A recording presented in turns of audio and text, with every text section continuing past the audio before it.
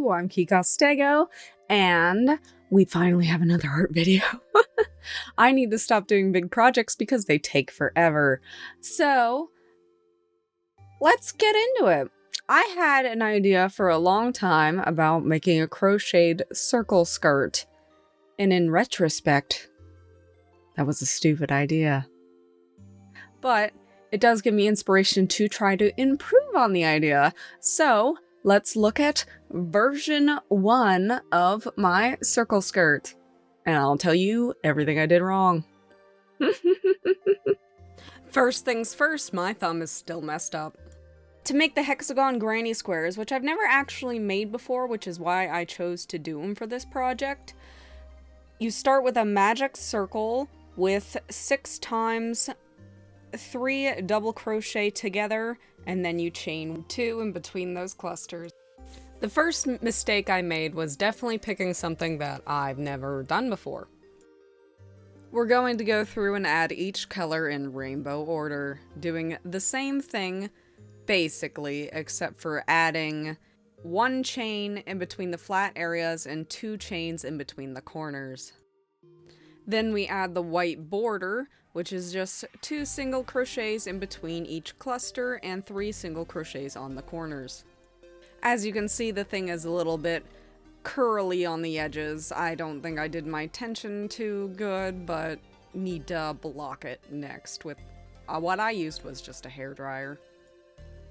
After I finished blocking them with my blocking board and a hairdryer, I laid them out to make sure I had enough, and my cats love to walk all over them.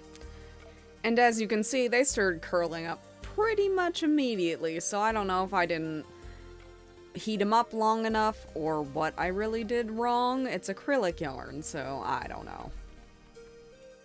I decided to attach them with rainbow colors instead of just doing white to give it a little bit of interest. I also regret that because I think it would have been cuter in white.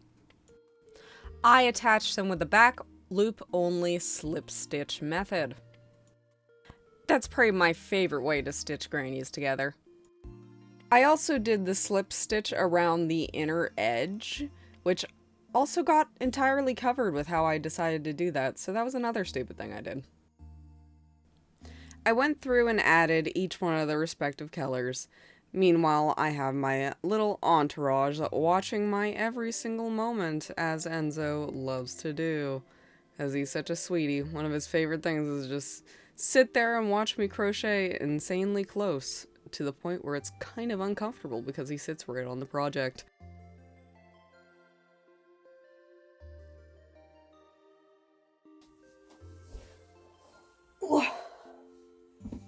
And just like that, it's attached. But as you can see, it is very, what do you call this? Cup-shaped? Hello? But it's very cup-shaped. As my husband stated, it looks like something you would serve chip dip in at a party. So, I should have went back and blocked it before getting to this stage, but regrets. So, what we're gonna do is I have this mesh racking stuff, and my husband has an addiction to reusable zip ties. So I'm gonna kidnap some of his zip ties, and we're gonna try to make a big frame to hopefully block this as one thing. And I think some of them were flat, but when I did the stitching them together, I tend to crochet a little too tight. So that's probably my error, but to be fair, in my defense, this is the first time I'm really connecting anything like that. I like it, but I did it way too tight. So let's see if we can solve the issue. Let's get into it. And as is tradition, Enzo has to stop in and inspect my work for any flaws, and this one has all of them. He truly is the sweetest little guy, though. I wouldn't trade him for the world. He's my best little buddy. About 3 hours of work compilated into about a minute. That sucked. That was horrible. I hated doing that. but I drenched it down with some just water. And I used a space heater, actually, to heat it up a little bit, dry it off. And I let it in the room with the space heater to kind of dry out. Then I re-stretched it and reformed it several times, repeating the process, which took forever.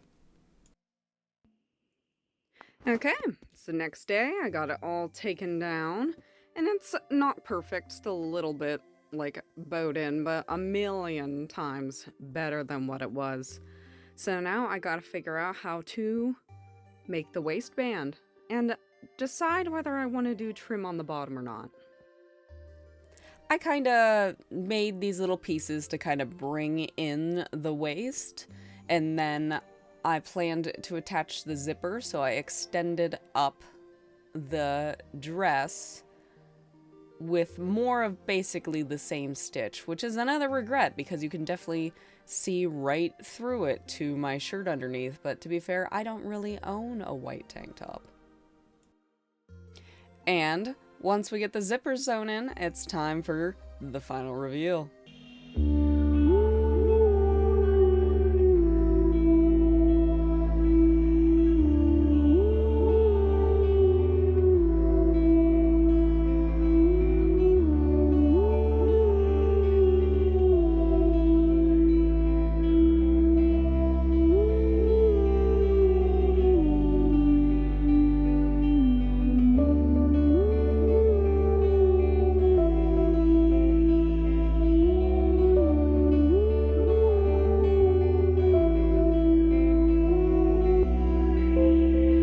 So, in the long run, I feel like this project was a fail. And I regret a lot of the decisions that I made. But on the bright side, I can just tear it apart and turn it into something else because it is truly just granny squares, so it's not that big of a loss. But I did learn a lot about blocking and that kind of stuff. So, first time ever really doing it for a big project. I don't think I've ever actually sewn together granny squares using a stitch before, to be honest. In my, 20 years of sewing, or crocheting, I've never sewn together granny squares. I don't think I've ever made anything like that. But yeah, things were learned, things were regretted. But overall, it's not a loss, because I'll just turn it into something else, and eventually I'll show you what I made with the squares when I figure out what I want to do with it. I'll have to figure out what to do with hexagon squares.